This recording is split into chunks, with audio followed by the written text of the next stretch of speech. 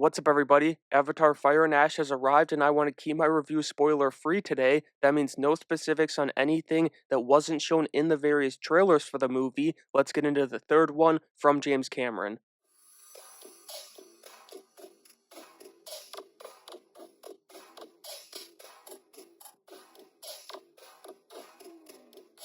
I'm going to get my review started going over the story, not getting into any spoilers, but just how it played for me. Now, you know it, I know it, everybody knows it. This isn't what you come to see these Avatar movies for, but with that being said, the first hour, maybe even the first 90 minutes or so, are a complete and total drag. I'm talking dozing off 30 minutes in with half a popcorn bucket left to munch on, but I didn't fall asleep, I stayed strong. I want that on the record. In all seriousness, the second act is a bumpy ride too. I thought it was a little bit better than the start of the movie, but there's just so much bleh in between the VFX team and Jimmy C showing off. It's not until the third act, it really kicks off with the big fight in that third act, that it all comes together. I'm an avid Avatar hater, but even I have to admit that the home stretch of this movie was magnificent. Up until the very end, that is. Don't get me wrong, I love the whole Kiri thing, that worked for me, but the way they closed this chapter for both Quaritch and Varang, more so for Quaritch because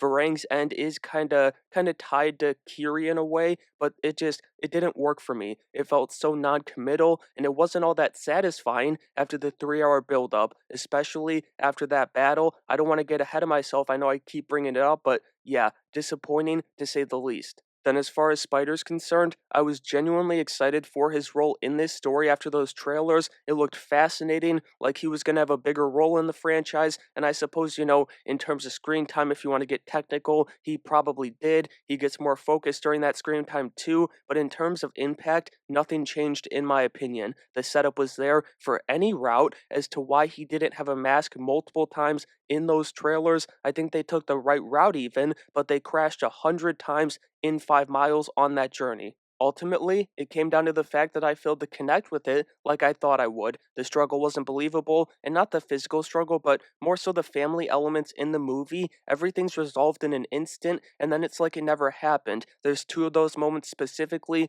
one early on that I kind of just shrugged off, and then one later in the movie, and that moment, it's out in the forest, it's Jake and Spider, and I'm blanking on Zoe Saldana's character's name right now, but it's those three out together, and that moment, that's kind of when I just turned my brain off and I was like, all right, I'm just gonna have fun with this. Now, I will say, I did like how he was tied to Kiri's big arc. That was kind of the story beat I enjoyed the most in this movie. I think that alone, with more focus to be fleshed out, could have carried the entire emotional weight of this movie. But let's get on to the visuals, because that's why we show up in mobs for this franchise. This is what you come for, pause, and James Cameron, along with the VFX team, delivered big time once again. This was actually my first one seen in theaters. I was still refusing to watch them back when The Way of Water came out, and this was just an instant top 5 theater experience. I might even say top 3. The guy just knows how to utilize everything to its fullest potential. Jimmy Boy starts off, and I'm talking literally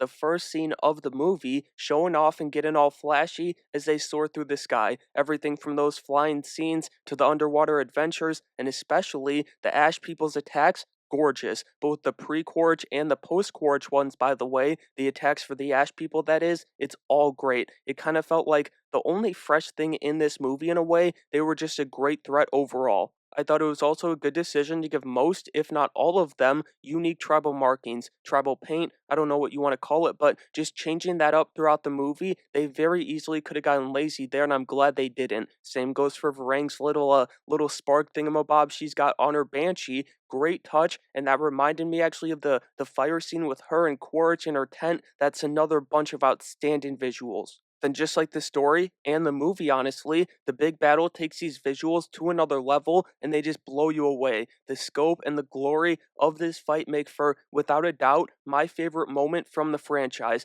Part of that is because, my inner Star Wars nerd flew out as it went down. I said it felt like the Duel of the Fates split sequence, Qui-Gon and Obi-Wan versus Maul. You got the Naboo people up in the palace, and then you got the Gungans out in the field going down. It was kind of like that with everything going on times a million, and with modern effects, it's something special. But before I shift my focus to the action in Fire and Ash, I want to touch on the sound of the movie because that's right there with the visuals. I had to mention the elders speaking. That was one of the coolest moments in this movie as far as the theater experience goes. Just that calm but also tense moment, and in comes that booming voice. It was very reminiscent of the whisper from Dune, or whatever they call that, the voice, I guess it is, with the water piece as the cherry on top. Then I gotta give some love to the score of this one too. That's where the sound design is most like its visuals, and as I said before, I don't expect this story to blow me away, but I do expect to be immersed for 110% of the experience. This was a huge part of that, especially when the movie wants you up on the edge of your seat, and really, it's when the movie kind of wants you to get up on the edge of your seat, but it's been dragging for quite a bit before that. It really delivers.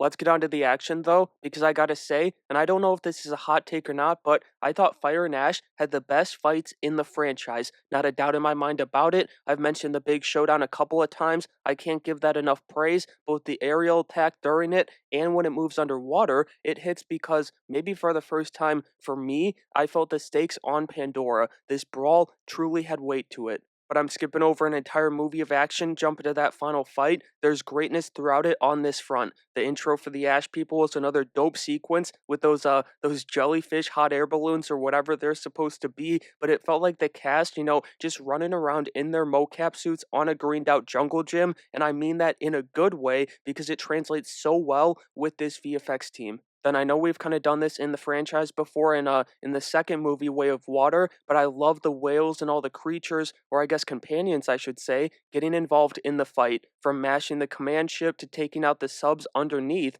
it was, again, going back to my Star Wars brain, it was like James Cameron tapping into that psycho creativity that he and George Lucas both have. Especially with those predators we see a couple times in the movie. I got no clue what they're called, what they're supposed to be, but they look like a squid, got down and dirty with a swordfish, and maybe a shark was there too. The point is, the big fight that I can't stop mentioning just gets better and better as it goes. It was a great sequence that captured the heart of Pandora. Overall, Fire and Ash was kind of par for the course with this franchise, but as I said, I thought this one had the best action out of the three movies. It's just the molasses you gotta crawl through to get to the final 90 minutes. The goods of the movie really drags this one down. I'd even argue that that finale could have been even better with a hot start and some real meat on the bone fleshing out the Kiri and Spider side of this story. At the end of the day, though, it was a blast getting to experience one of these movies in theaters. That's all I really expected. And so that's going to do it for my review of Avatar, Fire and Ash. It's going to land at a 6 out of 10 for me, right in the middle of the pack for this year's movies. But as always, I want to know what you guys thought about this one, so let me know down in the comments below. Subscribe to the channel if you enjoyed today's video, smash that like button on your way out, and make sure you have a great day.